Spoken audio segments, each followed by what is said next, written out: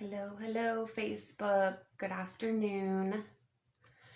So, today I want to share 5 things with you guys. And I'm going live on my personal page because I don't go live on my personal page. And I really want to share these 5 things that have helped me stay focused and dedicated to living a soul-led life, and also my goals, my desires, or things that feel good to me, or even a goal could even for you to be getting into alignment this year. Doesn't have to be a whole huge goal to make $1 million this year. It could be something as little as saving $1,000, whatever it is. These 5 things have helped me stay focused, and of course, I'd done a lot of inner work already before this year, but this year really looked different than last year because I was more focused on the end goal. Hi, Shara. And so, talking about goals, I think you would be an amazing goal coach, Shara, that's watching right now. She bought a house this year. She's amazing.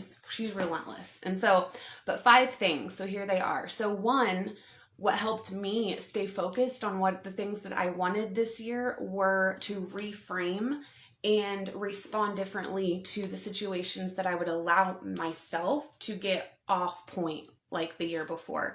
So what I mean is responding differently to your situations. Like a situation before, when you'd respond with defensive, you'd be defensive. Responding in a defensive way always aggs on people, right? Like it's our ego when we respond with defensiveness. And so in those things, and I know this is really hard, this is something that I've had to work on all year long, was to be more mindful and to pause before I responded to my situations. Now, that may sound like, okay, I know to do that, but really, do you do that? Because that's how my life changed.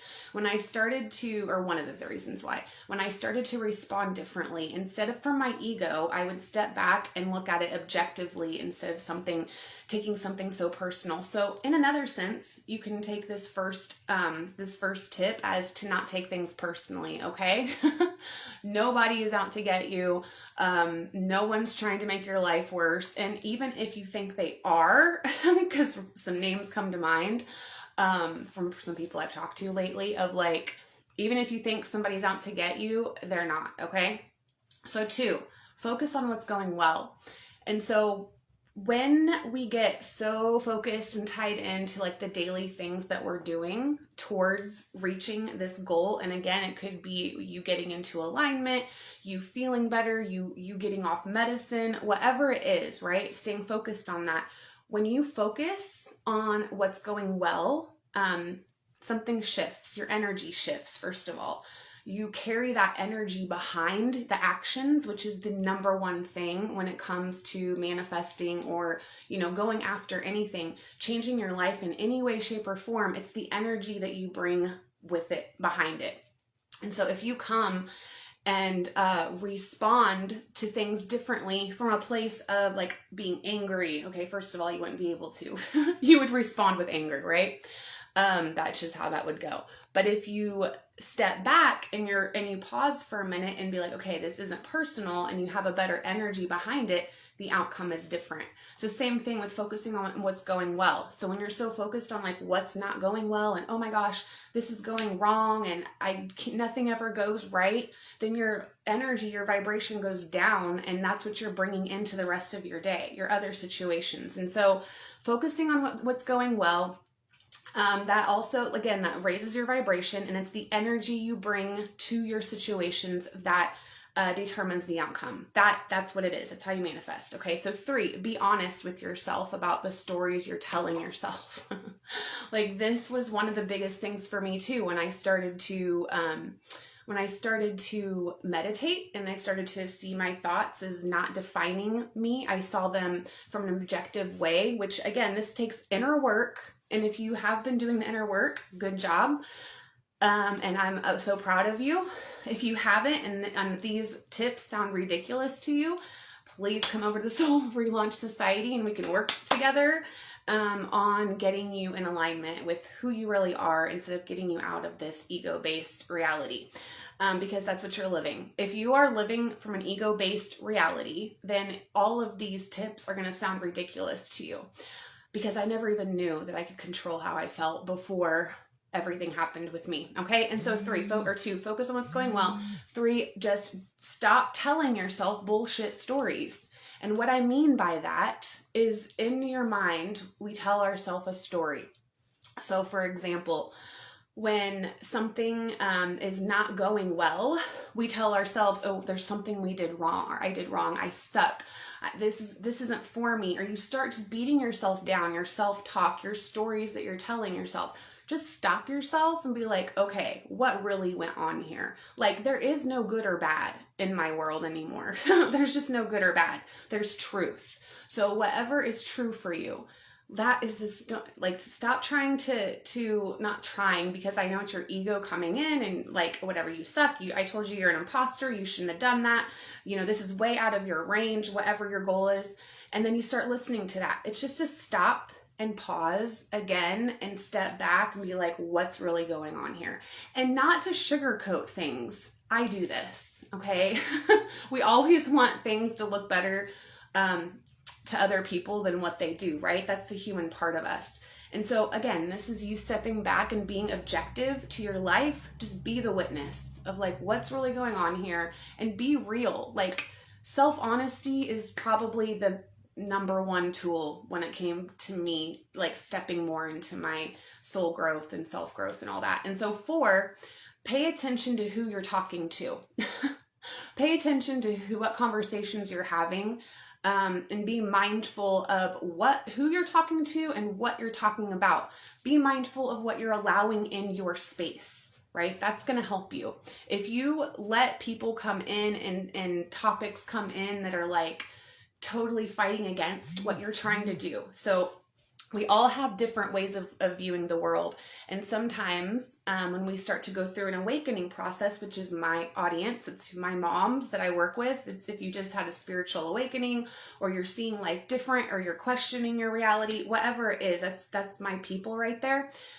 This is when it's a really tricky place to be in, as far as the people you've grown up with and your family, the way they've known you up to a point, you completely shift. You start to step out as your true, authentic self. So the layers that society has put on you, as far as what your insecurities have been, and your the way that you've been conditioned. There we go. Your conditioning. You start to step out of that, and you start to really own who you are, and people are intimidated by that. And so what they'll try to do is throw you off your game. And I'm just being real with you. This is what's going to happen if it hasn't already. I'm sure you've experienced this sometime in your life if you're watching this. But just pay attention. Just be mindful. And you don't have to be rude to people that like don't think like you. It's as far as like in that growth mindset. If they're still in the lack mindset, that's okay. Just take yourself out of the situation. But really pay attention though. Be mindful of what you're allowing. Like, what advice are you taking? What TV shows are you watching? What memes are you reading on Facebook? Who are you friends with? Do they, did your newsfeed have a bunch of like negative stuff all over it? People posting negative stuff? Is that my sister? Hi, Brittany. So yeah, just pay attention to what you're allowing inside of your mind and your heart. And then when it comes to a spiritual practice, like that is number 1, that's our last one. Commit to a self-love and soul practice. 100%. That is what's going to help you. And again, right, what this video, like why I really made these was for the women and the moms who are just like transitioning, or maybe just had an awakening, or are starting to question their reality, are like right there in that cusp of having a life experience that sparked a change. And so So 1, reframe and respond your situations. Hi, Jennifer. So reframe and respond to your stressful situations in a different way than you ever have before. And like stepping back, becoming the witness and just looking at it instead of being like, oh my gosh, this stressful thing happened and now I can't go after my goals because this person says like whatever. This is what has happened to me. This is why I'm sharing this. Like people will come in and try to rain on your parade, and it is your responsibility to either allow them or you don't allow them. It is on you. Like when you step into being a conscious creator of your life and not a victim anymore, everything is on you. All right. Sorry, everything's on you. So 2, focus on what's going well. Practice gratitude. Like I'm sure you guys are pretty good with that one. 3, just be honest about the stories you're telling yourself, whether they're negative or you're trying to sugarcoat things that like are not good for you. I'm bad at this. Y'all know what I'm talking about. And then 4, pay attention to who you're talking to and what you're talking about, what you're allowing in your space. Like be super conscious about that. And then also like boundaries. Okay. I guess we could just say boundaries. Like it's not mean to set boundaries. I'm going to say that again. It's not mean to set boundaries. It's not mean to not want to talk to somebody because they bring your energy down. It's not mean to get to say, hey, I can't have you in my space. I mean, maybe, I don't know, whatever.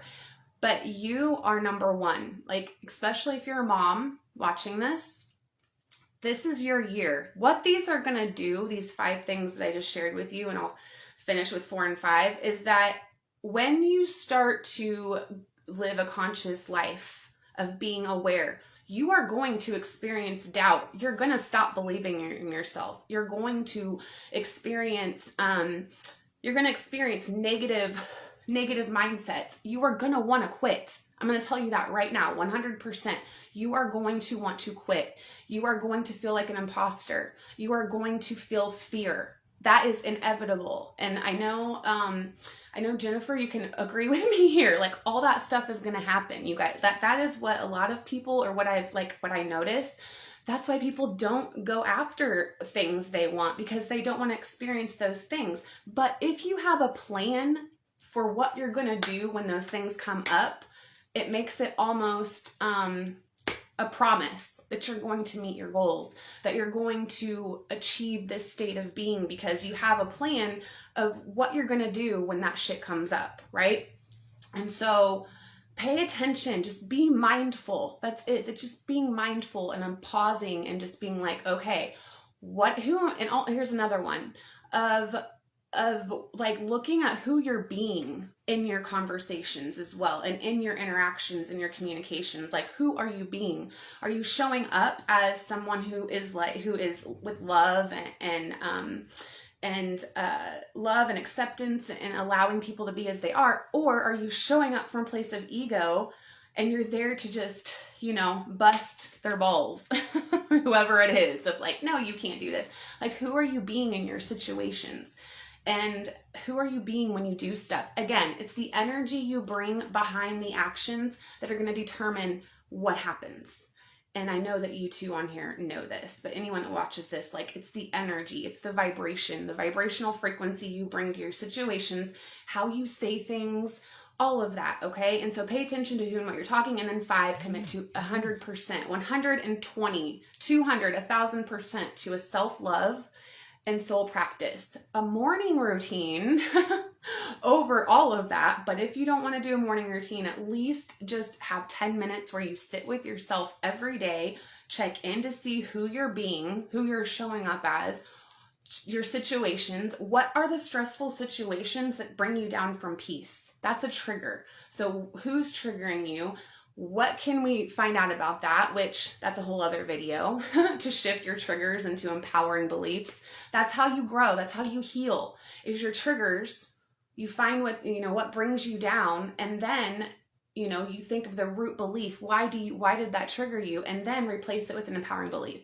So that's a whole other video I'm going to do. But just be mindful and have a soul practice. If you guys need help with these, you can come over to the Soul Relaunch Society or send me a message, whatever, of just like, hey, I need help with this. So that my goal or my intention behind this is to help you guys stay in alignment and focused on your self and soul growth and goals. That's my intention. That is my focus in my group, is just to help you guys stay with an elevated vibration frequency. And then what can you do when you fall off? Because that's going to happen. You might just plan for it. It's going to happen.